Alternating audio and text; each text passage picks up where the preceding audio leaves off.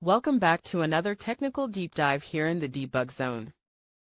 Today, we're tackling a big question and breaking it down with insights from other users.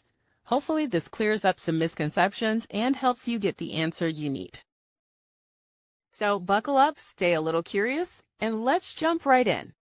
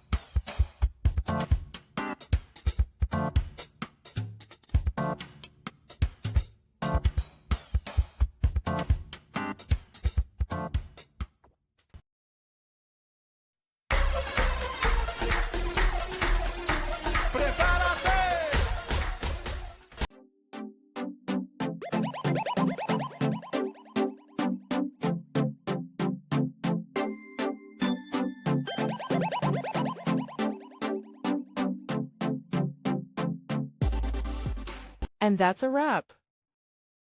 I hope you found the answer you were looking for.